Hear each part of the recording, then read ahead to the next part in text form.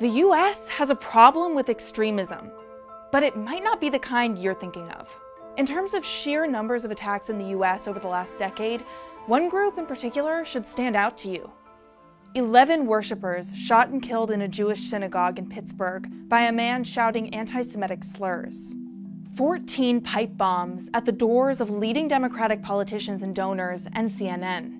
2 black customers shot in a grocery store in Kentucky by a white man after he failed to make it inside a predominantly black church minutes before. All within the last 2 weeks. White supremacist and other forms of right-wing violence are currently the deadliest active domestic extremist movements in the US, according to data from several civil rights groups that track hate crimes and extremist violence. Southern Poverty Law Center is one of those groups. We spoke with the center's Heidi Byrick, who's been following extremist movements for almost 2 decades, to help break it all down. Let's just start with the numbers. Over the last decade, right-wing extremists committed more than 70% of extremist-related murders, according to a report published earlier this year by the Anti-Defamation League's Center on Extremism. The Government Accountability Office similarly reported in 2017 that right-wing extremists were responsible for 73% of fatal extremist incidents since 9/11. The most common groups victimized by these extremists are those who are Black, Hispanic, or part of a multiracial couple or family. It's important to note that right-wing domestic extremism is an umbrella term under which various right-wing ideologies fall in the US. Crimes committed by people who are anti-government, anti-Semitic, homophobic, Islamophobic, xenophobic, and fascist, among other things, also fall under this category.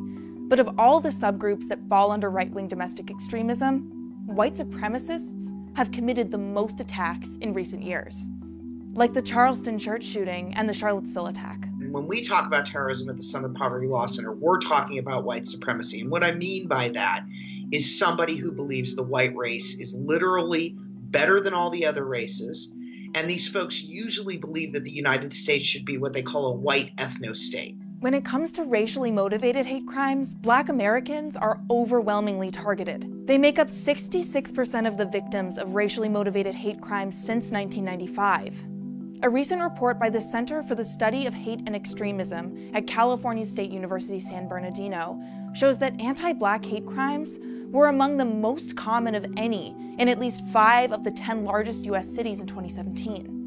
And when it comes to extremist ideologies, there have been incidents of attacks inspired by the so-called Islamic State.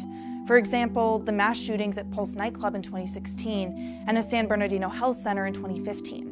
But statistically, white American men in the US pose a bigger threat than foreigners committing acts of extremism. But you might not know that based on some of the coverage and political rhetoric surrounding extremism. Donald J. Trump is calling for a total and complete shutdown of Muslims entering the United States. I think Islam hates us. I want surveillance of certain mosques, okay? Journalists have also been complicit in the narrative that often paints white perpetrators as quiet or lone wolves, rather than labeling them as terrorists, as they're often quicker to do with non-white perpetrators. Extremist attacks committed by those who are Muslim receive, on average, 357% more US press coverage than those committed by non-Muslims, according to a recent university study. If all the domestic terrorists who are white males were covered as heavily and connected together in one story, we would have a different image that would come to our mind. In fact, Muslims and Jews are among the most frequent religious targets of white supremacist violence. Muslims comprised 24% and Jews 54% of victims of religiously motivated hate crimes, according to the FBI's most recent data. You know, in people's minds, they don't really put together that this is a pattern of violent activity connected to one ideology, basically white supremacy, in the same way that they do when they think about extremist Muslim violence. But when it comes to actually being charged with terrorism, recent data from an investigative nonprofit, the Nation Institute, shows that when terrorist incidents result in arrest, Muslim perpetrators are far more likely to be charged than far-right perpetrators. A very small number of white supremacist cases do result in terrorism charges. But what about the Oklahoma City bomber? What about the Parkland school shooter?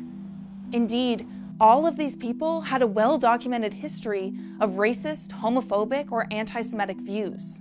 There is a very, very narrow range under the law that applies to domestic terrorism where someone can actually be charged for terroristic offenses.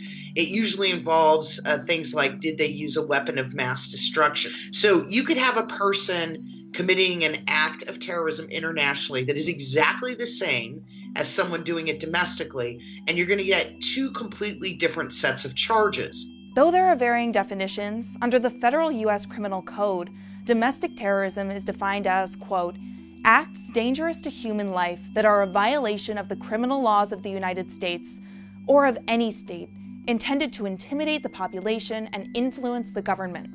Byrick says domestic terrorism legislation tends to be stronger at the state level than federal. While some politicians have called on the government to pass a domestic terrorism statute, other people say that would be federal overreach. It's also important to note that different groups have different standards for tracking extremist violence. But no matter which way you look at it, data overwhelmingly show that white men are committing more acts of violent extremism in the US than any other group. And it's on the rise. The number of hate groups in the US have been ticking up in the last few years. White supremacist murders more than doubled from 2016 to 2017.